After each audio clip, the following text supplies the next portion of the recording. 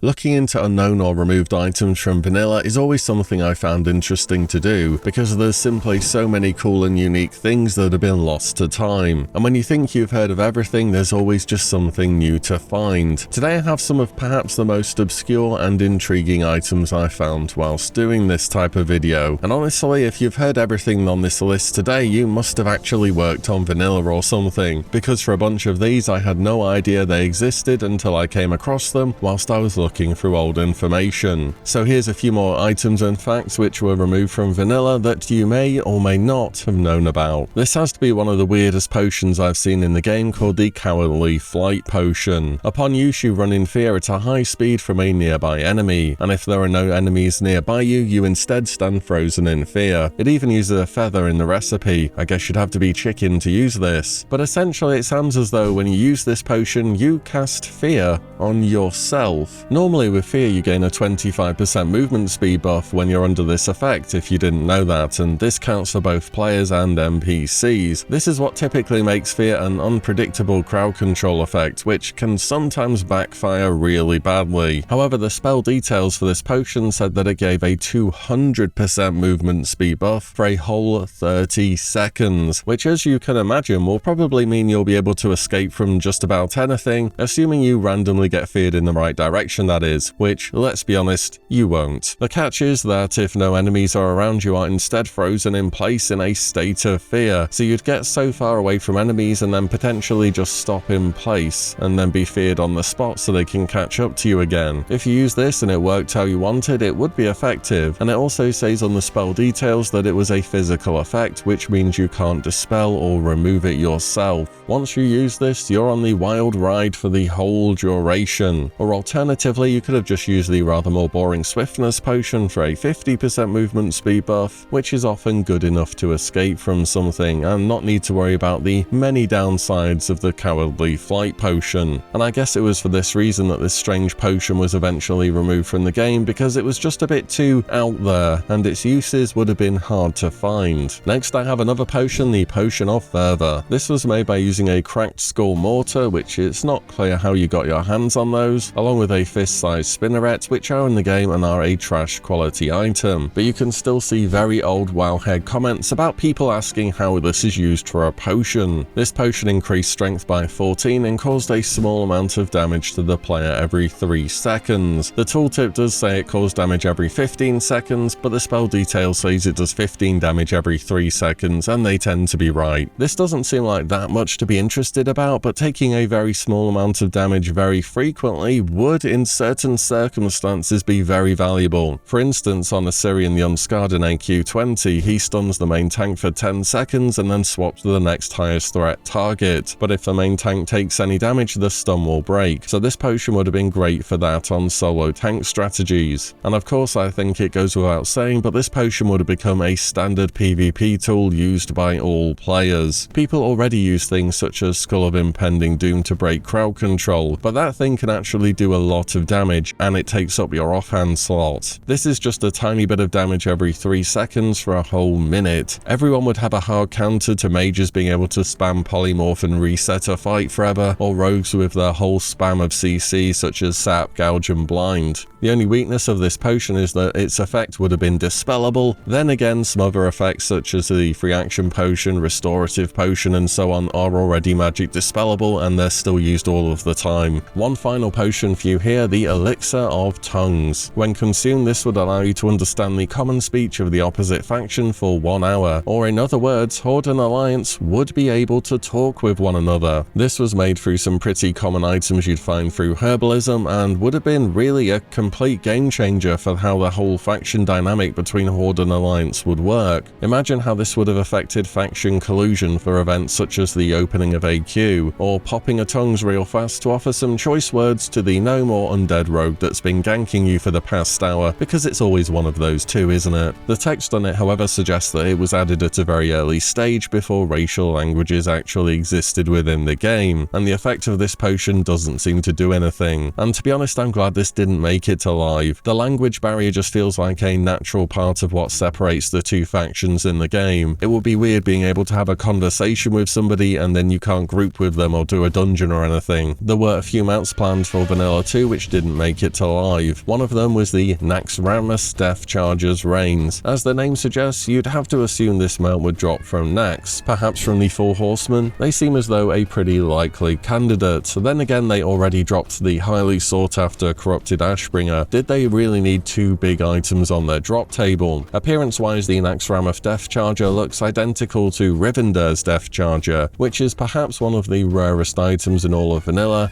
with a rumored drop rate of 1 in 5,000. And maybe this is why this mount wasn't pushed to live. Blizzard wanted the Rivendar mount to really stand out in the crowd, and it definitely does. Well, assuming you're Alliance anyway. Next up, did you know that the Black Kiraji Resonating Crystal wasn't the only legendary quality mount in vanilla? There was actually a second, which was named the Fabled Steed. In a time before flying mounts, this would have been something truly unimaginable, but it would allow you to summon a chromatic drake to ride around on. It appears as though it was put in the game files more for fun than being a serious consideration to be added into the game. Even the tooltip of the mount says "you wish" on it. Appearance-wise, it's identical to Warchief Ren Blackhand's mount Gith, which I'm sure you've seen plenty of in UBRS over the years. And interestingly, it also shows a model with Experiment 12B, which is a very rare drop from Ultraxion in Dragon Soul. Next up, we're heading to the Blasted Lands. You know those quests when they want you to farm loads of animal parts from animals who half the time do not have said parts on them? The ones that give consumes for raids such as roids and so on. Well, at one point Blizzard were considering adding a permanent version of these consumables into the game. However, instead during live you need to fork out a bunch of gold on the auction house for the materials and then head over to the Blasted Lands every week to pick them up. Imagine how much people would have paid for a permanent version of a really good consumable that also had no cooldown. A lot of gold, surely. But for whatever reason, Blizzard decided it would be better if you went back and needed to buy some more each time you wanted these consumables. And maybe with the emphasis on getting people out in the world in vanilla, this wasn't such a bad idea, despite the obvious loss in convenience. The same went for the Zanza consumables from the Zandalar tribe, which are earned at Revered. Blizzard were considering a permanent version of those as well, but as it is now in vanilla, you can have one consumed and another one in your bag as they are unique. A permanent Spirit of Zanza for the 50+ stamina and spirit buff would have been huge, and the Swiftness of Zanza is a 20% movement speed buff. Having that active all the time would be so good for PvP, mage boosting, and, well, just about everything really. As you'll know, there are different types of weapon trainers all over Azeroth who can train you to use a variety of different weapons. However, pre-release there were plans for each weapon to be only trained off of one specific trainer, and some of the locations of these trainers were,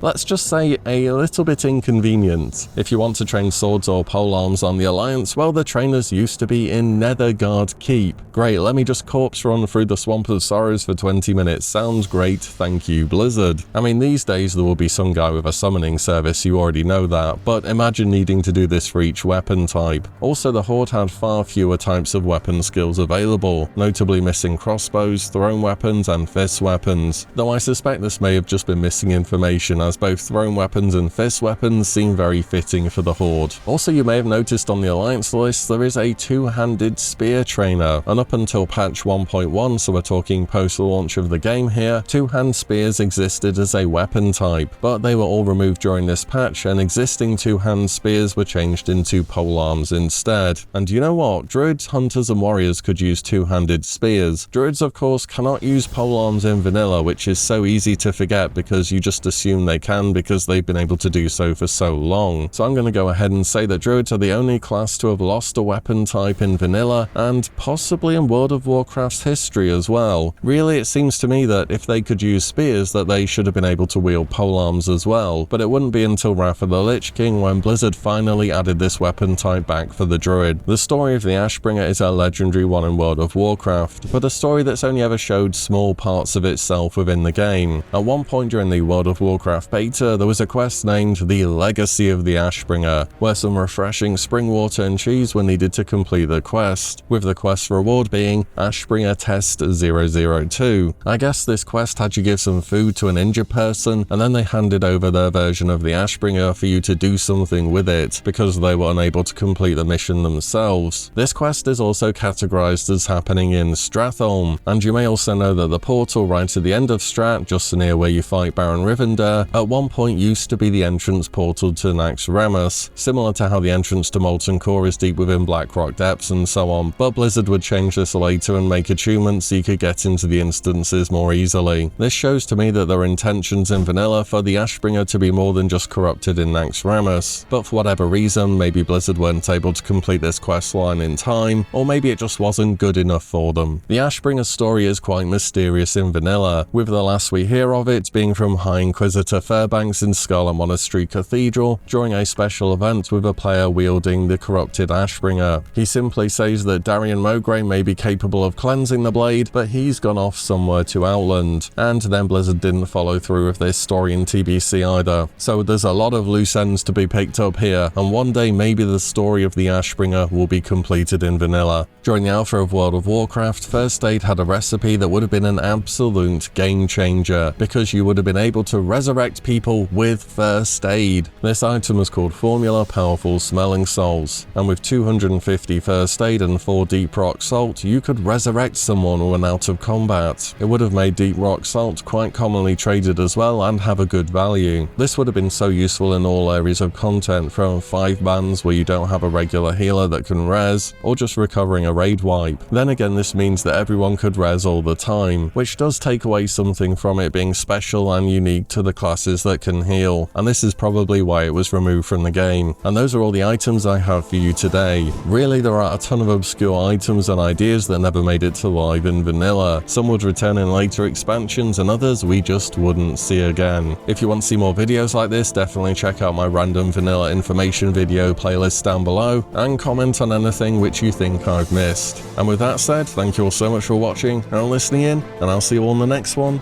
very soon.